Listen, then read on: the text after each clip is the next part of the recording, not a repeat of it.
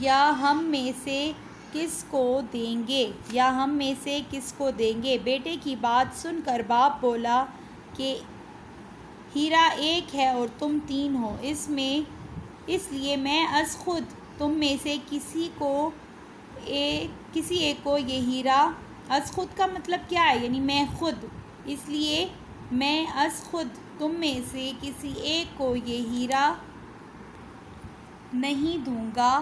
اگر میں خود تم میں سے کسی ایک کو یہ ہیرا دے دوں تو باقی دو کے ساتھ ناانصافی ہوگی۔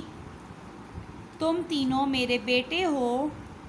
میرے لیے تینوں برابر ہو، میں ہرگز کسی کے ساتھ ناانصافی نہیں کروں گا، اس لیے میں نے یہ فیصلہ کیا ہے کہ میں یہ ہیرا اس کو دوں گا جو خود اپنے آپ کو اس کا مستحق ثابت کرے گا، یعنی خود اپنے آپ کو اس کا حقدار ثابت کرے گا۔ باپ کی بات سن کر تینوں حیرت سے باپ کا منہ دیکھنے لگے، حیرت سے یعنی حیران ہو کر۔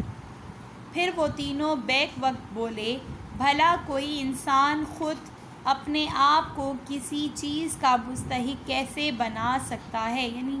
ہم خود اپنے آپ کو کیسے مستحق بنائیں گے، وہ یہ پوچھ رہے تھے۔ بیٹوں کی بات سن کر باپ بولا، میری زندگی کا کوئی پتہ نہیں کہ کتنی باقی ہے، اس لیے میں چاہتا ہوں کہ میری زندگی میں تم میں سے کوئی سب سے اچھا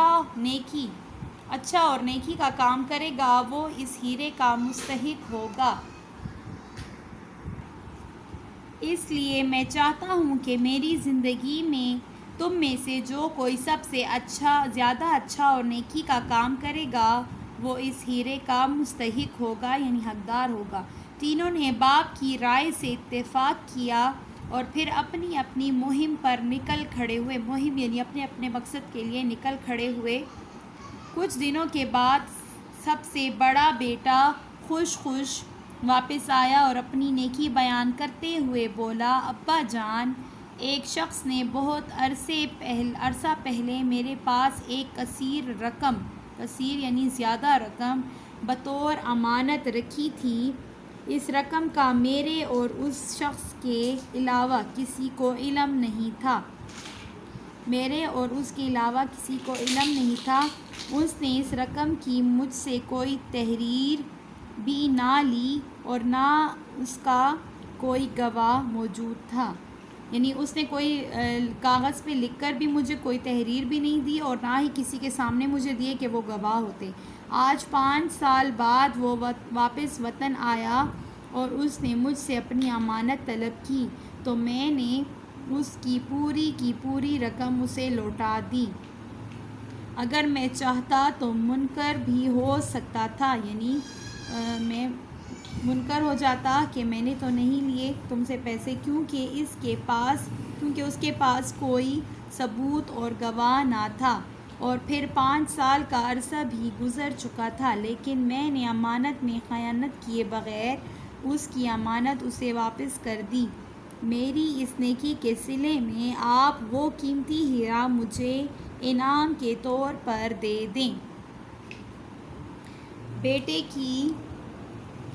باتیں سن کر باپ بہت خوش ہوا اور اسے شاباش دی کہ تم نے دوسرے کی امانت واپس کر کے بہت